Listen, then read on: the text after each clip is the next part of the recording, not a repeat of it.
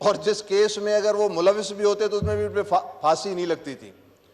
तो जब आप ये कर सकते हैं तो आज हम क्या उम्मीद रखें कि यहाँ पे इस किस्म के फैसले दोबारा नहीं हो सकते, क्योंकि उसका कोई तदारुक नहीं हुआ, उसके बारे में कोई डिस्कशन नहीं हुई, उस पर कोई फाइनल कोई नतीजा नहीं निकला। वो बातों की बातें रह गई और अभी तक बातें चली आ रही हैं। अब आ जाते हैं जी आज की सूरत हाल पे कि इस वक्त जो ये 4, 3, 3, 2, 2, 3 गिनती शुरू हो गई है और उधर के इख्तलाफात जहाँ पे बैठ के फ़ैसले होने हैं, जहाँ पे तराजू को बराबर रखना है, तो ये तो बड़ी गैर यकीनी सूरत हाल है कि वहाँ पे जब ये रवैये और ये इख्तलाफात और दरार आ गई है तो कैसे बावर होगा, कैसे भरोसा होगा उस फैसले पे।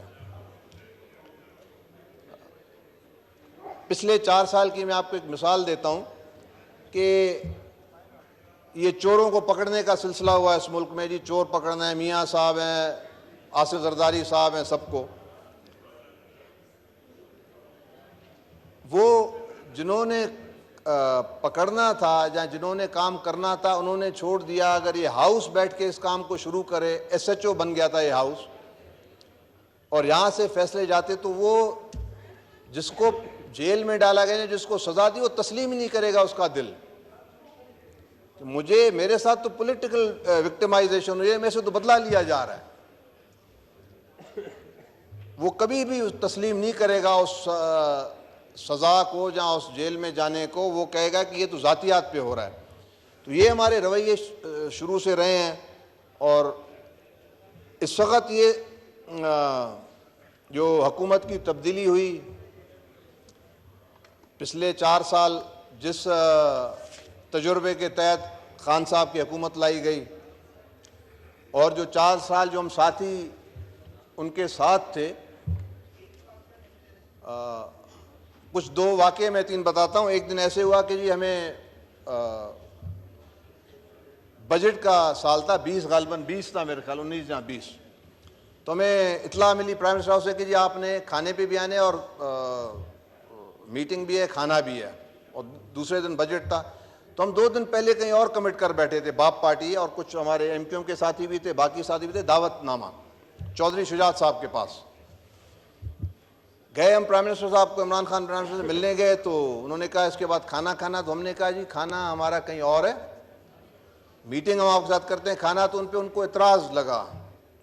कुछ और साथियों ने कहा कि जी प्राइम मिनिस्टर का खाना नहीं खाएंगे। मैंने कहा जी हम बलोच हैं सारे, हम इलाके वाले, हमारी कमिटमेंट होती है खाना खाने हम वहीं पे जाएंगे। तो हमें थोड़ा मसला हो गया कि हमारे 4 मेंबर तो हम फारिग थे, हमारी कैबिनेट मेंबर भी थी, कैबिनेट में भी थी जुबैदा जाल साहबा। तो उसने हमारी तरफ देखा, उन्होंने उम्मीद रखी कि जी वो कैबिनेट की हैं, वो यहाँ पे बैठ जाएंगी, तो वो भी उठ के खड़ी हो गई। उस दिन के बाद मैं इनकी एक्स्ट्रा इज्जत करता हूँ। उन्होंने कहा जी हम अपनी पार्टी के साथ जाएंगे, ये प्राइम मिनिस्टर को हमारी सिटिंग कैबिनेट की मिनिस्टर कहती है। ये तो बात, असल बात यह कि जब हम रास्ते में निकले तो मुझे फ़ोन आना शुरू हो गया कि जी आपने खाने पे नहीं जाना। मैंने कहा जी ब्रिगेडियर ने किया था, और कुछ बताऊं? अल्लाह उसकी मग़फ़िरत करे। तो मैं चुप रहा। मैंने कहा यार अभी अगर साथियों को बताऊंगा तो खाने का भी मज़ा नहीं आएगा, परेशान हो जाएंगे हम। जब खाना, मैंने कहा जी अभी हम खाना खा लेंगे फिर बात करेंगे। कहता है नहीं जाएं तो बेहतर है। तो ये हालत थी पिछले 4 साल में जो वक्त गुजरा। उसके बाद फिर हम यहाँ पे तज्ज़िये करते थे आपस में बैठ के कि जी लेवल हम अपने चेक करते थे कि किसको किस लेवल का फ़ोन आता है, और हम फिर इज़्ज़त महसूस करते थे। जिस किस्म के अफसर का फ़ोन आता था उस किस्म से हम अपने को बताते थे कि जी हमारा लेवल ये है। तो पिछले 4 साल इमरान खान आज सियासत की और जमहूरियत की बात करता है, जहाँ उसको फॉलो करने वाले, अल्लाह उनको भी हिदायत करे, कौन सी जमहूरियत थी, कौन सा निज़ाम था? क्या हमें हमारे दिल को तसल्ली होगी कि जी वो जमहूरियत के लिए आया था? अगर 22 साल की मेहनत थी तो फिर अपने पाँव पे आता, हम उसको सलाम करते।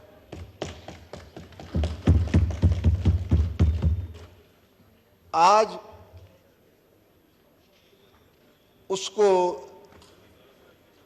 पहले लाने के लिए एक इदारा था, अब दूसरे इदारे की लड़ाई हो गई है। अब इदारों की लड़ाई में हम अवाम किधर जाएं?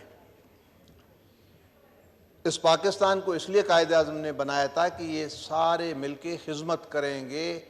पाकिस्तान का नाम अवाम है, ये अवाम के लिए मुल्क बनाता है, इंसानों के लिए बनाता है। ये अमेज़ॉन का जंगल नहीं है ये कि यहाँ पे दरख्तों की खाली ज़रूरत है। इस मुल्क को इंसानों के लिए बनाया, यहाँ के इंसानों के लिए इस मुल्क को हमने आरामदेह बनाना है, पॉलिसीज़ बनानी है। 70 साल में इन अवाम के लिए एक भी पॉलिसी नहीं बनी। अगर कहीं पे सूरज निकलने लगा तो उसको रोशनी कहीं से आई तो उसके साथ जो हशर हुआ वो सबके सामने है। मोहतरमा बेनज़ीर साहबा शहीद आपके सामने है, भुट्टो साहब आपके सामने हैं, लियाकत अली ख़ान, फातिमा जिन्ना, कितनी हम बातें करें। और आमराना दौर कितना कितना अरसा चला। अब अगर हमें कोई सबक सिखाए ना कि जी इस मुल्क में कानून और आइन, दिल दिमाग नहीं मानता। आइन अगर कानून है तो फिर सबके लिए बराबर आइन और कानून होना चाहिए।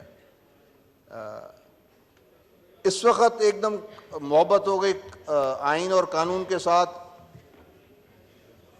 एक सिंपल रिक्वेस्ट थी इनकी कि जी आप, बड़ा अहम इशू है मुल्क का, 2-3 चीज़ें सामने आ रही हैं। सिक्योरिटी का इशू है, सेंसस हो रहे हैं।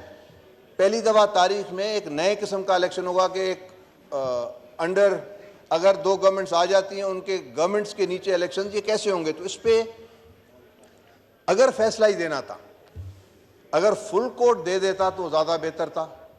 सारी जमातें मान लेती और कहते कि जी पूरे कोर्ट ने दे दिया है।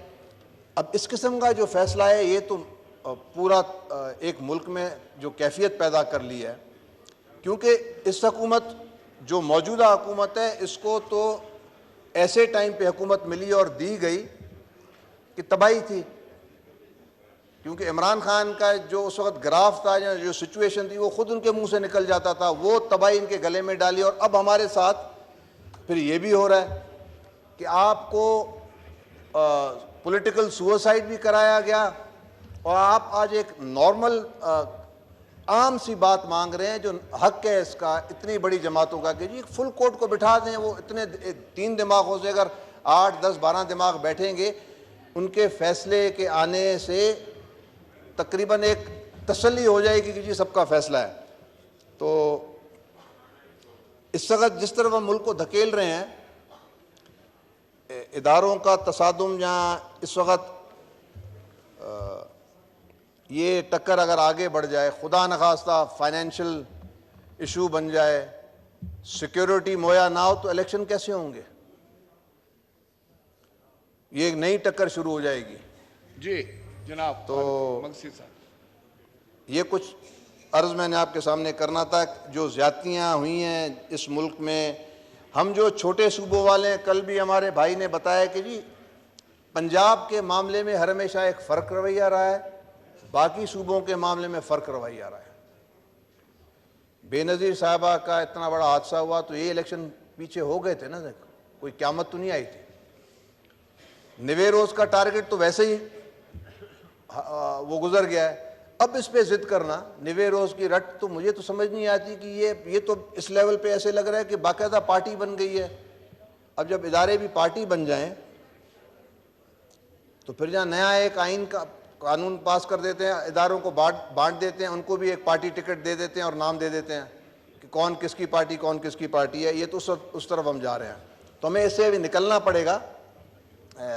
और इस हाउस, पहली दफ़ा इस हाउस को मौका मिला है कि ये अब एक फ़ैसला करे और एक ऐसा मैसेज अवाम को दे। दानिशमंदाना फ़ैसला होना चाहिए।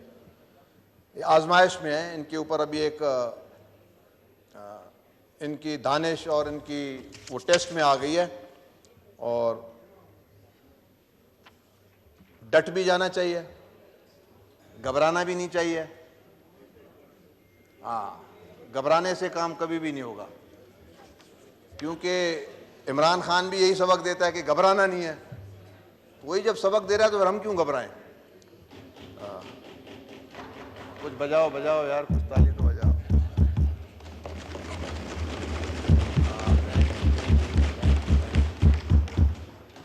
तो सबसे जो अहम इदारा है जिसको मैं कहूँगा या हाउस कहूँगा, वो ये है, इसको अगर आपने ऊपर नहीं रखा तो ये मुल्क कभी भी आगे नहीं जाएगा। चाहे कोई भी कुर्बानी देनी पड़े, अब इसको ऊपर रखना है। सबसे सुप्रीम ये है, इसके अंदर आइन बनता है, उसके नीचे सारे इदारे काम करते हैं। किसी के भी जहन में, अच्छा एक और बात मैं आपको क्लियर करूं जी, ये जो हाउस बैठा है ना, ये 18 के इलेक्शन में वो हैं जो बिल्कुल फिल्टर होके जीत के आए हैं। इनका एक एक वोट कीमती था, क्योंकि जो माहौल बना हुआ था उससे ये निकल के आए। तो ये कोई 2 नंबर वोट वाले नहीं है, डब्बे भरने वाले नहीं हैं। ये सारे नुमाइंदे वो हैं जो आपको हकीकी नुमाइंदे आप पाकिस्तान में ढूंढते हैं ना, ये अब बैठे हुए हैं कि ऐसे दौर में जब आरटीएस पूरा इदारा इनके खिलाफ, फिर भी ये जीत के आ गए। अगर आज इनकी बात अगर सच्ची और ठीक नहीं है तो फिर किसी की बात ठीक यहाँ पे नहीं है। इंशाल्लाह हम इनके साथ हैं, सारे हाउस वालों के साथ। जो फैसला करेंगे, चाहे रेल में बैठना पड़ा बैठेंगे, जेल में बैठना पड़ा बैठेंगे, हम उनके साथ हैं इंशाल्लाह। शुक्रिया जी।